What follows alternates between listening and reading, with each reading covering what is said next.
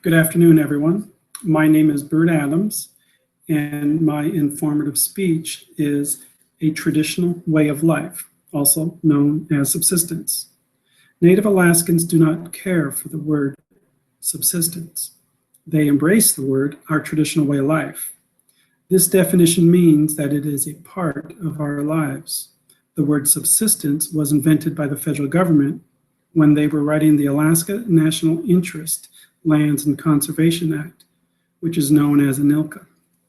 What is subsistence, and why is it a part of life in Alaska? The law defines subsistence as customary and traditional uses of fish and wildlife. The second part of the question is simple.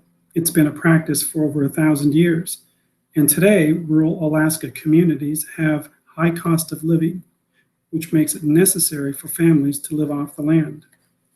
Subsistence is a controversial subject in Alaska and has a wide range of topics, but I will focus on three: the economy, the harvest, and regulation. Our economy. In my community, Yakutat, Alaska, we pay $5.86 a gallon for diesel. We have a power rate of 56 cents a kilowatt and pay over $5 for a gallon of milk.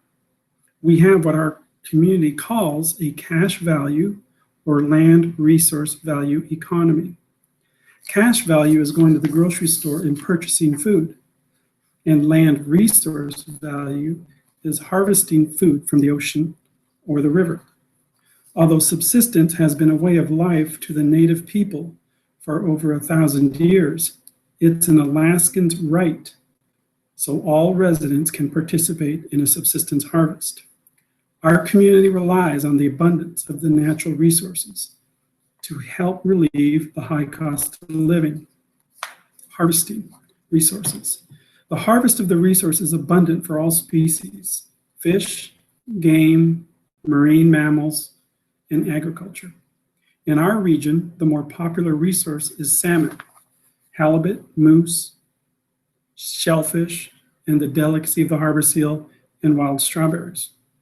In the past, all parts of the animal was utilized, from the meat for the food, bones for tools, furs and skins for the clothing, intestines for liquid pouches, and fats for the oils.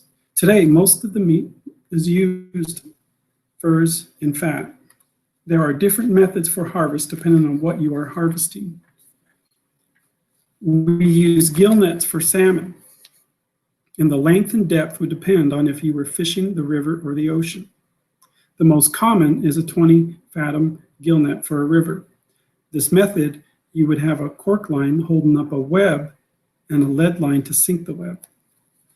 For halibut, a long line is used, which by regulation cannot exceed 30 hooks. The line is anchored to the bottom of the ocean. The ocean depth would vary depending on time of year, the temperature of the ocean. We catch halibut in between 30 to 60 feet. Regulations. Current regulation for subsistence is duly managed by the federal agency, which is the Department of Interior, and the state agency, which is the Alaska Department of Fish and Game. This means you have two regulatory agencies which determines boundaries, bag limits, or a closure for specific species. The number one complaint by Alaskans is when ADF&G closes the subsistence keene harvest for a specific river system, but keeps the keene open for the sport angler for the same river during the same time period. In closing, it is estimated by the state of Alaska that 36.9 million pounds of wild food are harvested annually by rural residents and 13.4 million pounds by urban residents. With over half the population living in urban Alaska, 73% of Alaska subsistence harvest comes from rural communities. This is a traditional way of life. Thank you.